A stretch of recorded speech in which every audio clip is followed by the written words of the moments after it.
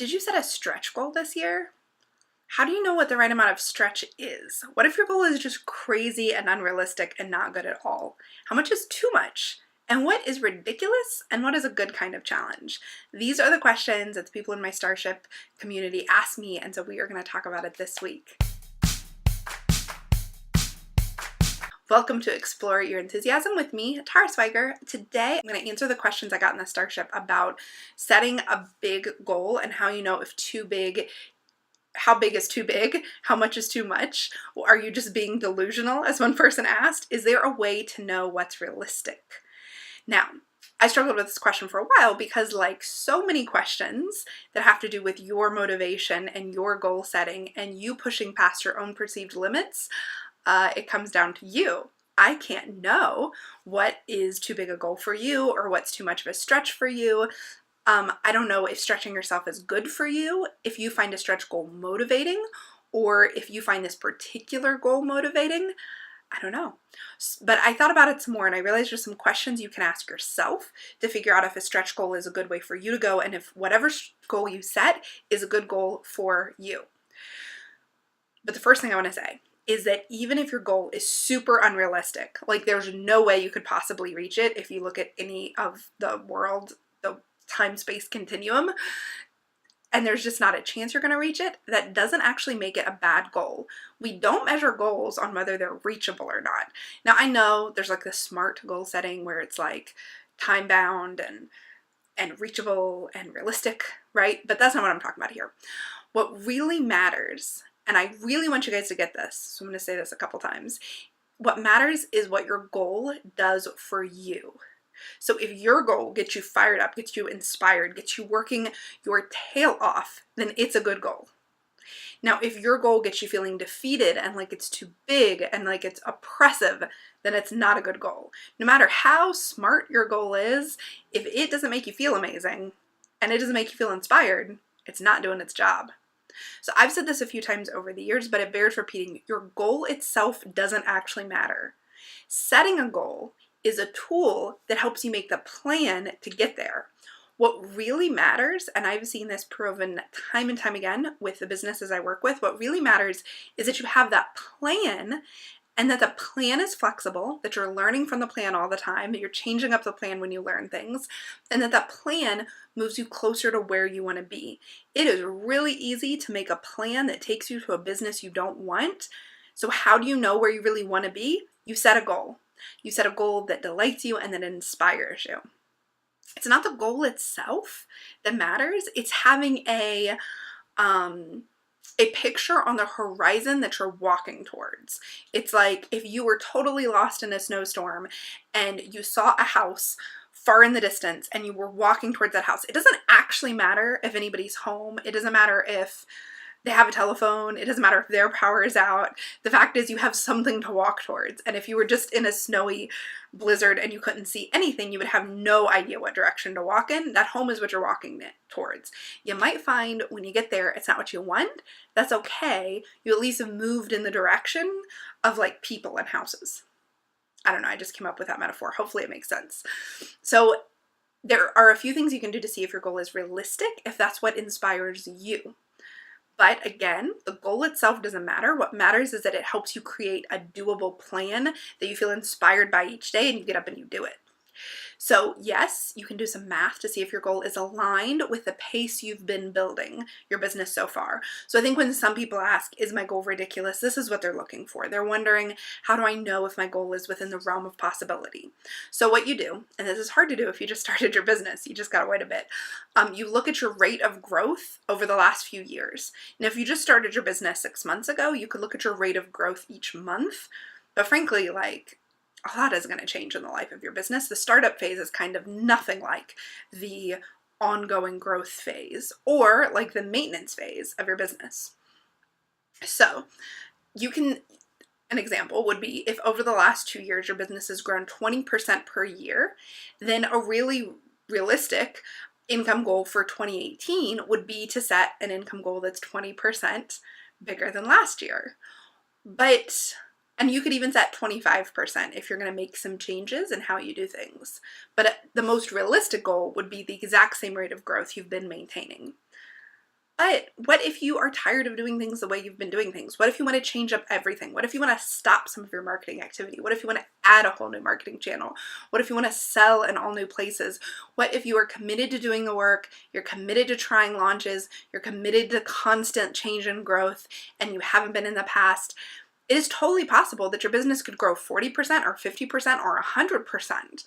So saying that 20% is realistic doesn't mean that 20% is the cap. It doesn't mean that it's the maximum. It's just what you've done in the past. So how would you know if that's too big? So if what you want is a doable goal, or if you want to know if your goal is too big because it's far above what you've done in the past, you need to be really honest with yourself. Are you willing to do what it takes? Are you willing to learn what you need to learn? Are you willing to grow in the ways you'll need to grow in order to reach that goal? Are you willing to do something different? That's the question. So if your growth in the past has been 20% and you now want to grow 70%, you have to ask yourself, am I willing to be different? I can't keep doing the same things I've been doing and expect different results. So if me asking you this has you panicky and you're like, oh my God, this is so much pressure. Take a deep breath. It's going to be okay. You can do it. You could reach just so many huge, amazing goals, but you have to know that it's going to require growth and change, and you have to believe that you're capable of this. So another way to figure out if your goal is good for you or not is to know yourself. In the past, have you been inspired by ridiculous goals, or have you felt frozen by them? So I'm going to take a break here and actually say, when I say know yourself, I don't mean go back and look at all the goals you failed at and say, well, big goals don't work for me. And I don't want you to go back and say, well, I've only ever grown 20% per year, so I guess that's all I'll ever do. No, because you could change tomorrow. You could decide to do new things tomorrow. You could decide to commit in a new way today. So when I say know yourself, I don't want you to list all the things you failed at. What I want you to do is look at, have you been inspired by your big goals? Maybe you've never reached a goal, but having those big, massive, insane goals got you to do so much more work. Say you set the goal of hitting $100,000 in sales in your first year, and you only hit $50,000 in sales. But the year before, you didn't have a business. So that's massive, that's huge. And having that big 6-figure goal kept you working, kept you going, kept you up until the last day of December, you're working on your business. Then that tells you you're a person who likes big goals. If you set a 6-figure goal and you hit 50,000 and the whole time you were pressured and stressed and felt horrible, and what you would do regularly is be like, well, I'm not going to reach it, so I guess I'll just sit back and not do XYZ I could do. Then that tells you big goals don't inspire you, and in fact they defeat you. They make you feel defeated and like there's no point in doing anything. Do you see, you can have the exact same scenario, and actually me and my friends have talked about this. We can have the same goal, the same rate of growth, the same hitting the goal or not hitting the goal, but did it inspire us or did it depress us? Only you can know that. So I want you to look back at something you accomplished and ask yourself, was your aim something huge and scary and big and it got you inspired? Or did you set small doable goals all along the way and just work towards them? And you never felt like you had a big audacious goal. You just were, working away. Either way is totally fine. So some people do best with really big goals. Others do best with small doable goals. It's entirely up to you and what works best for you. And although it may be more sexy to say you have this huge, audacious, amazing goal and you get inspired by something massive, that seems really cool. It's fun to talk about. It's easy to share with other people. I promise you that it's far sexier to actually get where you want to go and feel good all of the way going there. I would so much rather you feel awesome about your progress day in and day out than have some splashy goal you can share with people or put on Instagram. But whatever works best for you. So at this point, hopefully you have some clarity that there is no bad goal if it helps you make a plan and take action, and that you have to decide you are willing to do the work. And by this point, hopefully you've identified if you work best with a big goal or a smaller goal. So now the final thing for you to think about when it comes to your stretch goal is your own belief. Do you really believe that it's possible? Whether your goal is big or whether your goal is little, you've got to believe in it. It's only going to be reachable and reachable by you if you believe that you could reach it, whether it's big or small. If you don't think it's reachable, you won't take the action to work towards it. So I've worked with so many women over the years who have set perfectly reasonable goals, like totally in alignment with what they've already done, with where their growth was going to take them, with what they were totally capable of, and they never got there. They started spinning their tires, or they just stopped taking action, or they distracted themselves with a million other things.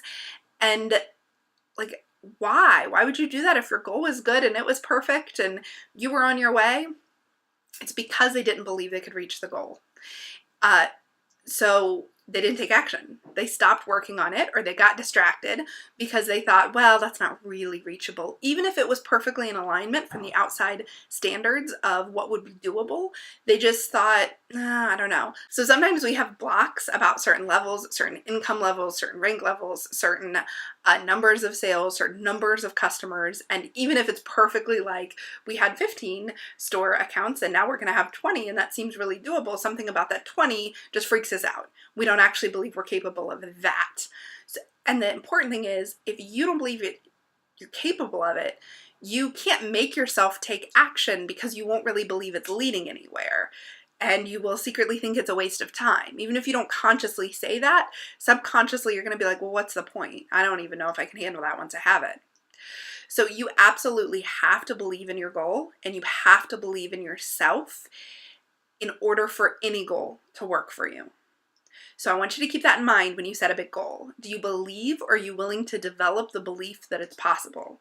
If not, and by the way, it's okay if from time to time you're like, oh my gosh, that's so undoable, I don't even know how I'm going to do it. If you believe, well, you know what, I probably could one day do that. Like, you at least need to sometimes believe that it's possible, even if you go through waves of doubt. So it's really normal to doubt yourself a million times on your way to your goal. Just this weekend, I was totally overtaken by a huge wave of doubt about my own big goals and my upcoming world tour this year. And then I remembered, every time I've stretched myself, I felt like this. Every time I thought I was doing something I couldn't do, I felt like this. Actually, it really helped that my husband reminded me of that too. So Monday morning, got back in the saddle, back to doing what I need to do, because I know if I take the action steps on the plan to get me towards my goal, it's all doable. Anything's doable. I am wishing you so much belief in your goal and yourself, and I hope you have a very enthusiastic day.